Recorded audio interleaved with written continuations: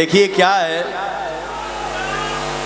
मंच पे एक आर्टिस्ट एक कलाकार दूसरे कलाकार से सिर्फ मजाक करता है ताकि आप लोगों ने ही पवन सिंह को गायक बनाया और आप लोगों ने ही पवन सिंह को नायक बनाया, तो मेरा भी फर्ज बनता है कि कभी दुखी हो जाऊं, कभी हंस दूं, कभी हंसा दूं। तो मंच पे मैं आप लोगों से मजाक करता हूं, उसको दिल पे नहीं लेने का, ले भी लेंगे तो कोई दिक्कत नहीं है। Love is serious. बैक पगली छोट देवर है, हम मजाक कई सकीला। हाँ भाई, बिल्कुल आपका हक है। अरे तो पगला हम कौन सा सीरियस बोलते हैं, हम भी तो मजाक ही करते हैं। बस 2 तारीख को भैया हमारा ट्रेलर रिलीज होता। नवरात्रि के शुभ अवसर पे हमारी एक फिल्म आ रही है। आप सभी के दुआ, आप सभी के आशीर्वाद से, जिस फिल्म का नाम है हर हर गंगे। गंगा सफाई अभियान पे हमारी ये फिल्म है, स्वच्छता अभियान के ऊपर हमारी ये फिल्म है। तो मैं चाहूंगा कि हमारी जो फिल्म आ रही है हर हर गंगे, इसको आप लोग भर भर के अपना प्यार, दुलार और आशीर्वाद दीजिए। Thank you so much. ये मुहवा ओढ़नी से बांध के ना है जाना चीना में देर हो जाएगी ना, तो ये बहुत पुरान हो गए पगला, इसका लिस्ट है नहीं मेरे पास। मुहवा ओढ़नी से बांध के ना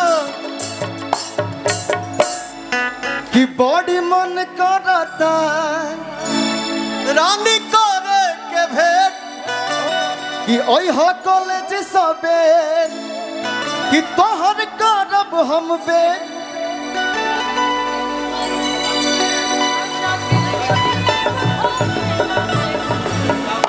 बोला आजा के छोड़ी आई बुखारे ना देर होई हो। हेलो, तू हमके छोड़े जाइबू? हाँ, हम तो होके छोड़े जाएंगे। पता चली खुदे छूट जाई मेरे पगली। जाके छोड़े आइब घरे ना कुबेर होई हो।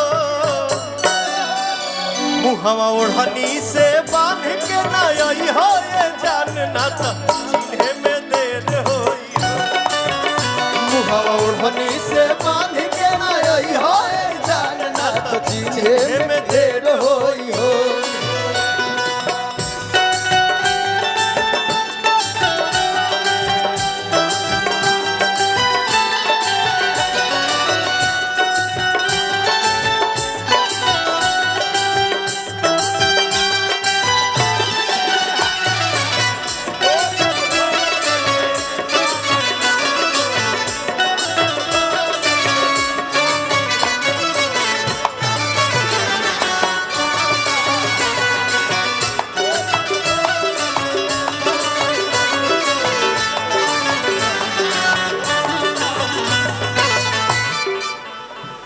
अरे ता लुलिया मांगेले,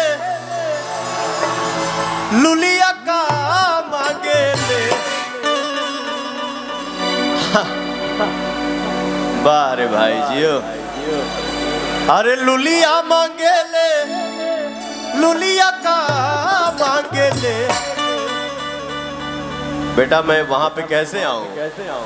आप वहीं से मुझे प्यार दो, दुलार दो, बहुत है मेरे लिए। अरे लुलिया मांगेले, लुलिया का मांगेले। काहे तारा कुल पर चढ़ के देवाल भागेले। तो काहे तारा कुल पर चढ़ के दरार भागेले। लुलिया मांगेले, लुलिया का मांगेले। लुलिया मांगेले, लुलिया का मांगेले। ता लुलिया, लुलिया पवन सिंह जैसा।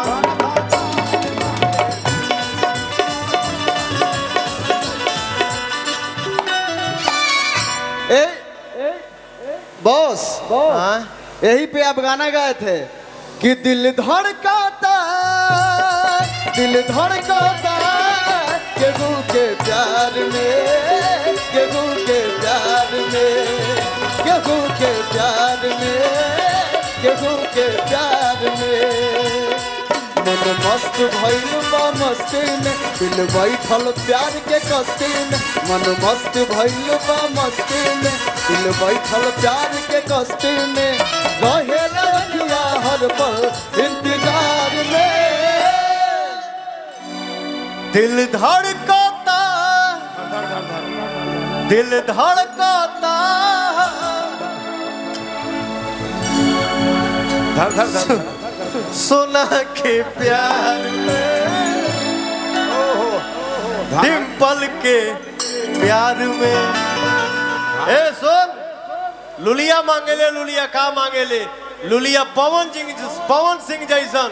अरे लुलिया पवन सिंह जैसन भतार मांगेले। तो लुलिया पवन सिंह जैसन भतार मांगेले। आहर मांग लेना लुलिया पार मांगे, आहर मांग लेना लुलिया पार मांगे। छोटे बाबा एनर्जी कम हो गया है, थोड़ा रिदम में कि यार मांग लेना लुलिया पार मांगे ले, आर मांग लेना लुलिया पार मांगे ले। तो लुलिया आप जैसन लमहर भतार मांगे। कैसा हो? देखिए क्या है, आप सब के जैसा नहीं, कहाँ कहाँ जेबे? एक ही जगह हम मैंने लुलिया की बात की है, अपनी बात नहीं की है। यहाँ लुलिया आप ही हो। ए व्यास जी, या तो इस भरे समाज में आप पवन सिंह को चुन लो, और नहीं तो इस भरे समाज में किसी एक भाई को चुन लो। सुमन भाई को चुन लो। आपने ऐसा क्यों बोला? आप तो अरे बाप रे बाप, कहाँ सुमन भैया को चुन लो। पागल, दिमाग फाट जाएगा। कि यार मांग लेना लुलिया पार मांगे ले, तो लुलिया पवन जैसन लमहर भतार।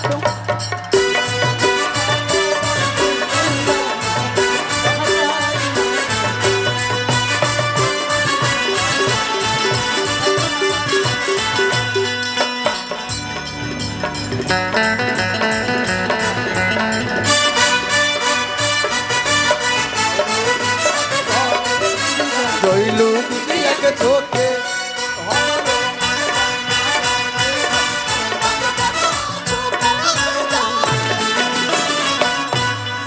घर ही में बनी जाई, बवाल हो जाई। लहे लहे डाली, बवाल हो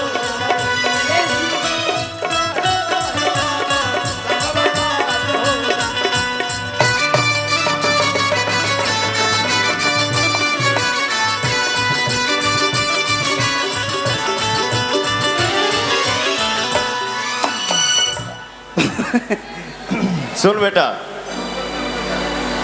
मुझे बहुत खुशी होती है, दुनिया के किसी भी कोने में आदमी खड़ा रहता है, बहुत खुशी होती है। कोई सिंगर देवी गीत गाए, सैड सॉन्ग गाए, उसको इतना प्यार मिलता है। लव यू सो मच मेरे भाई लोग। एगो इनकर शिकायत बा भैया, कौन है करे? भाभी जी के। जिनका के भौजी कहनी हम केकरा कहली? हिनका के मने मजाक में कहनी है, हमारे कहले के सेंस दूसर बा। एगो उसी से हम लोग एंड करेंगे। हर सनहिया लगा हवल, बहुत बात नहीं थी। कहाँ ये सबके नसीब में है कि कोई सैड